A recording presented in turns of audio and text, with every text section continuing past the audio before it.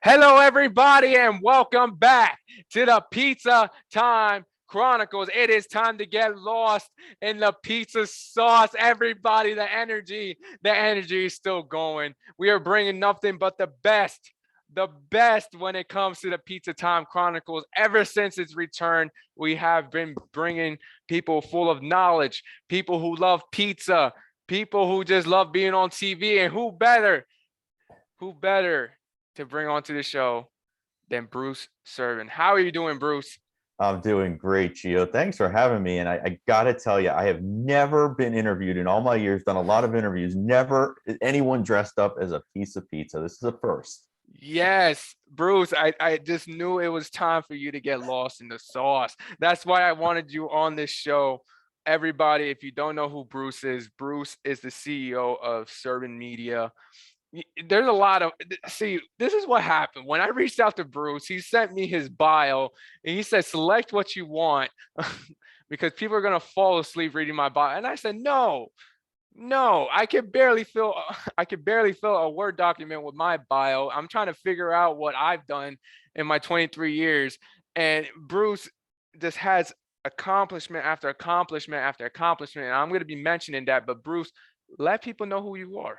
Yeah, thanks. So I am a publicist. I'm a former TV news journalist, and I worked in TV news for about 5 or 6 years. And after a while, you just kind of get tired of covering murders and car accidents and drownings and all the fun, exciting stuff that you see on local TV news. And like a lot of journalists, kind of crossed over into the PR world, did a lot of different types of PR, and for some reason, still trying to figure it out, was still drawn to the media, always kind of came back to that. But now I'm on the better side of it. I'm getting my clients positive publicity around their expertise and around, their messages and books and things that they do. So it's definitely a lot better on this side. But yeah, that's what I do. I specialize, I create, national media campaigns for authors, entrepreneurs, speakers, and just various experts. And that's amazing, Bruce. I mean, just reading your bio now, you've been doing this for more than 20 years. You're an 8-time national award-winning publicist. I mean, you probably got people you got people on ABC, NBC Today, Good Morning America, CBS This Morning, CNBC, anything that ends with C. A lot of Um, letters there. I don't even know how many more letters there are. We got the BBC, Reuters, the New York Times, US Today, you name it. New York Times, I think I just said that. The Wall Street Journal, Forbes, Time, you name it. You help people get there. What you're doing is amazing for people who are just looking to get themselves out there. So, within that 20 years, how do you feel? How, do you love what you do? How do you feel? That's Knowing the you did funny this. thing, Gio, Yeah. is like after all this time, I still love it. I mean, sure, I have days like I had one today where it was just a lot and things didn't necessarily go how I'd hoped, and there's just days like that in any industry for any professional. But for the most part, absolutely, I love it. I still get a kick out of seeing my clients when they're on TV. I'm like, hey, I know him, I put him there. It's pretty cool. Or I pick up a magazine and I'm reading the quote and it's like, hey, I helped that person get there. So I still get a kick out of it. I still find it fascinating, and I have a blast with it for the most part. It's a lot of fun, and that's what it's really all about. I mean, if you can't enjoy what you're doing, then you need to be doing something else, I think. And that's great, especially times now. We're in different times. I don't even think there's no easy way to say it. We're just in different times. But a lot of people are noticing that they should be taking up their passions. They should stop putting it aside, stop treating it as a hobby, a side hustle. And they should start making it their full-time career. But knowing that this was your career, this is what's your passion. How do you get into it? Yeah, it's kind of one of those weird stories. I was that kid growing up who knew what he wanted to do. I mean, I know a lot of people, like my own kids right now, my own daughter, she's a teenager and she doesn't know what she wants to do. But I was just one of those kids growing up. I knew I wanted to be on TV. I wanted to work in the media. And I guess that was a good thing. I mean, just knowing where I wanted to go in life. And I followed that track, like I said, for quite some time. And then, again, just kind of got tired of local TV news. And, and now it's more fun on the other side. But yeah, I knew from an early age that's what I wanted to do, and I just followed it, and I think that's also led to a lot of my success, just being aligned with the passion and everything that I want. And definitely your goal was to get interviewed by a slice of pizza. It's a first, I'm telling you. This is It's awesome. a dream come true, but It is. it's definitely good that it's very rare when you meet somebody who knew what they wanted to do from the start. They knew what their gifts were, because you could get distracted by a lot, especially with me. I'm in grad school, aspiring to be a student affairs professional, but my gift is speaking. I claim that my gift is speaking and storytelling, and it's conflicting sometimes because I could be doing this full time, but I humble myself going to grad school because I know the accessibility I have with having a master's degree. But we only know that you probably had to get educated a lot, knowing that the times were changing between those 20 years you were in this industry. So what difficulties have you faced knowing in the media industry? Yeah, I'll tell you the biggest thing, and I'm really dating myself here. You'll think I'm like a dinosaur, and this is, and I'm like double your age here. But back in the day when I first got started, I mean, social media, for instance, that wasn't even a thing. Back in the day, we didn't have Facebook and Twitter and Instagram and a way for everybody to sort of just, hey, I want to get my message out there. I want to share something with the world. We didn't have that. That didn't exist. And so that to me has been one of the biggest changes in the industry, is just watching that whole thing evolve and kind of going from traditional media, what we're so used to and what we still have. And now we have obviously the social side of it. And there's still a lot of obviously big differences there. But for me, that's definitely been the most interesting thing and the biggest change, since I started in the business, back in the day, way back when. Well, you're not that dated, Bruce. We don't have to disclose your age on this show. Nobody has. You were crawling around in your little baby pizza outfit, and exactly.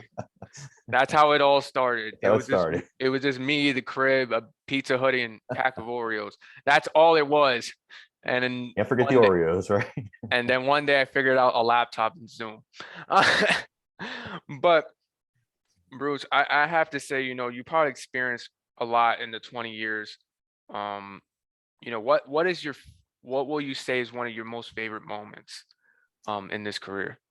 Definitely, my favorite moments is any time that I've booked a big national show. Think of it like, I'm a fisherman, right? And the fisherman goes out to sea, and he catches things on a regular basis. He catches a lot of fish, but one day, he just hooks that really big one, and he's got to reel it in, and it's the fight of his life. And for me, that's when we talk about those Today shows and those Good Morning Americas. Look, I've done them. I've done them a number of times in my career, but they're not the ones that come around every single day. So for me, that's always been the most exciting, is when I know that I've written, what we call a pitch. That's our outreach that's good enough to grab the attention of a national producer to when they turn around and say, yes, we want to book your client. That to me is like hooking that big fish. And that still gets me excited to this day. I mean, I'm jumping up and down when that happens. So, and that's amazing. I wish I could feel that way, but I can only imagine how you feel. Just seeing the people you help reach levels of success. And what's great about what you do, because you reached that point and you had the choice to say, okay, I don't need to help anybody. I've already got what I needed, but you decided to say, no, I want to contribute. I want to show people that it's possible to get onto these big shows, to get their shot at the world, and to find progress and, pursue their dreams. And as somebody, like I said, as you mentioned, that you found out what you want to do at a young age, and you already knew, you're helping people recognize that now. And your contribution to everyone is just amazing.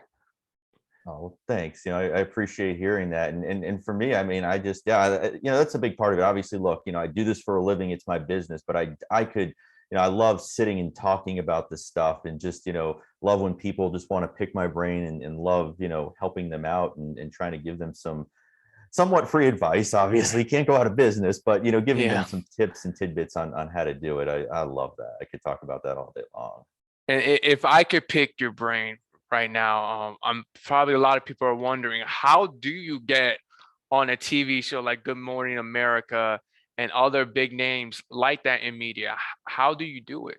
Well, I'll tell you what, if you're talking at that level, the biggest national, TV shows, honestly, the way you start is you start small. You start in smaller TV markets and you build your confidence, you build your skills, you get really good at it. And then you go for those big shows. Now, look, obviously, if a big show comes knocking on your door, you don't want to turn them away. But more likely than not, you've got to start someplace, smaller, because here's what happens, right? And this has happened to me where I've pitched a producer at one of the big national shows, and one of the first things they'll turn around and say to me, if they're interested, they'll say, well, can you send us a couple of clips of your client doing previous television segments? Because they want to make sure that not only do you have a good story or that you're an expert in what you're speaking about, but they want to make sure that you're really good on camera. Because in the back of your mind, when those lights and those cameras come on the Today Show or Good Morning America, that millions and millions of people are potentially watching you. So they want to make sure that you're not going to, become like a deer in headlights and just freeze up when the spotlight turns on. So it's good to start out small and work your way up to the bigger things.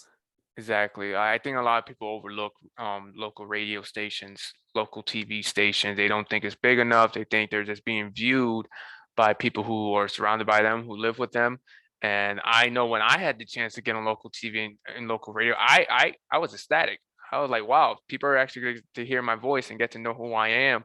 I think there's that opportunity for people to really know who you are, and definitely there's less of a structure, with local radio and local TV. It's more relaxed. In my opinion, it's more relaxed. They generally just want to see you as a community member. When you reach the national level, again, you're gonna be like that deer in the headlights. I know I had that moment, and that's just speaking in front of my class. I thought that was a big time for me. But it's just great that that people know this is a possibility. And do you feel it is as hard as people make it seem to get on local radio and or even on national television? Well, yeah, here's the thing. I think it's like anything else where it's just a skill set. And once you learn how to master that skill set, it's like anything else. It's like, a plumber, a professional plumber. Like, could I go in and, fix a broken toilet or a broken sink or shower? I wouldn't have a clue what I was doing, but obviously you hire a professional who's, got the skills and the knowledge and the experience, and they're going to be able to do it, in no time. So for me, to answer your question, it's not impossible. It's a skill set. And once you know how to do it, once you know how this game works and what producers and gatekeepers and people and journalists and newsroom, what they're looking for and how to play into what they're looking for and what they want, that's when you really start to knock down some doors and generate some coverage. So really it's a learning curve. And I really think, hey, as cliche as it sounds, trust me, if I can do this, you can learn to do this. This is definitely something you can learn to do. And that's something that I've successfully done, not just representing people, but I've coached a lot of people to do their own outreach, to do their own publicity. And a lot of them have gone on to be very successful with it. I had one guy who was so successful. I'm like, can I hire you? You want to come work for me? You're pretty good at this. So, it's just a learned skill like anything else, I think. I could only imagine with the amount of people you work with. I can only imagine there's a lot of bloopers. Um, Without mentioning anybody, what is the most common blooper that you see that to this day you laugh about it? This day and age, so ever since COVID, kind of came around, and I hate to say this was a good thing in the same sentence with COVID, but it actually was for our industry, because what it used to mean, let's say, you were an author, you wrote a book and you wanted to get on TV to promote, your message, your book or whatever, back in the day, 2 years ago, that meant kind of getting in the car and going market by market, city by city, and going from TV show to TV show. And I actually had people who did that. That's what we did. And now, because of COVID, we're just banging these segments out. I think it's actually easier right now to get on television because they're just Zoom and Skype interviews like you and I are talking here. So, but I would say that the biggest blooper by far that I've seen lately, some of these camera shots, like you see how I'm framed and you're framed. Some of these shots, where the computer's like on the ground and it's looking up at them and you see the lights and the fan spinning around, or, they don't know exactly where to look and, they're looking off to the side talking to the anchor. So I've seen some pretty interesting ones. I've had some good ones too, where the person was, it's like their first few times on television and they were a bit nervous, which is obviously understandable. And, they had their notes in front of them, which is kind of a big no-no. It's like the perception is you're supposed to be the expert. You're supposed to know what you're talking about. And I've seen people, and they're shuffling through their notes. So let me tell you, Gio, let me read it just doesn't look good. I think for me, especially during this era, I think it's just the mute button, trying to figure out filters. I think there's one point I saw a show like they put the cat filter over themselves and they didn't notice it. I've seen a lot of bloopers myself, and I can't wait for the opportunity to get on national television. People have told me that Gio's ready. But again, I've always humbled myself because I could end up being that deer in front of a headlight. That's the reality. I haven't been in those stages before, and I can't wait for it. I genuinely can't wait for it, because not every day a grad student is just ending up on national television wearing a pizza hoodie, and who knows? Are you gonna wear the pizza outfit when you go on TV? If they ask for it, if they know about it, if they know about it, then I know Bruce recommended that I should wear this pizza hoodie and the Kangol hat. Probably the only 23-year-old with a Kangol hat.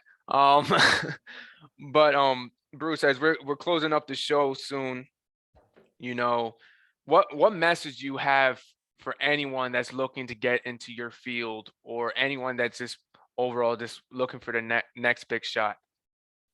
I would say if you really want to get into the field of at least what I do, public relations, media relations, I'm a big believer in actually starting out like I did on the other side. Start out working in a real newsroom, see how it works, see how things operate in the real world, because then when you go over to the other side, you're going to have such a leg up on the competition knowing the inner workings of that newsroom. So that's the best piece of advice I could give you. If you want to become the next, me and start your own PR firm and get people booked in the media, take an internship. That's how I started. I was an intern for a year before I got hired, and really learn how a newsroom works and what the process is and how they select stories, because it will give you a huge advantage when you come on to this side of the game. That's for sure.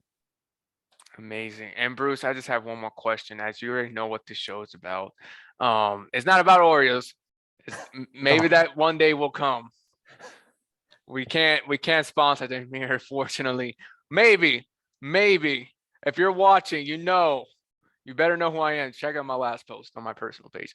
But Bruce, I gotta ask this question because it's literally what this show's about. It was supposed to be about contest. This was supposed to be a pizza review show, and end up being what it is now. So we didn't have a lot of pizza on the show, surprisingly not. But Bruce, what is your favorite pizza, and where's that pizza from? Ooh, I would say by far the best pizza I ever had, and gosh, I can't remember the name of it, but I'm a huge Chicago pizza fan. Love the deep dish, the real thick. Oh man, I mean, once you had that, there's just like no going back. I mean, that was for me. The one thing I didn't like about that is like you can only eat one piece and then you're just stuffed, But I love the Chicago style. Big fan. Who doesn't love one piece of your daily calories and Right. one meal? You're the first person that says Chicago style, and Really? Nobody says Chicago style. How could you not like Chicago style? More people say Hawaiian, which I'm surprised. Okay. But listen, this show's about variety. You never know, they start putting Oreos, and they're not gonna put Oreos. There you go. Okay. If they do that, listen, that's the only time I'll try it. But I'm not gonna lie. But they're probably not gonna go that far. It's probably gonna stay at dessert pizza. But everybody, Never get too lost in the pizza sauce because, see, that's too much sodium. You don't want that.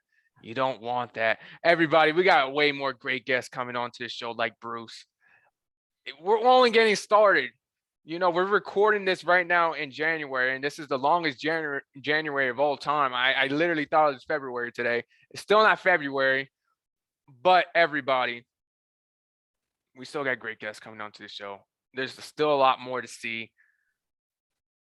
We're still going to get lost in the pizza sauce. That's not too lost because, again, that's too much sodium. We don't want that. Bruce, send them out. Oh, thanks everybody. Thanks, Gio, so much. This was fun. Again, never before been interviewed by the pizza, and I got lost in the sauce. So thank you, my man. It was a pleasure. It's confirmed Bruce is lost. Everybody, until next time.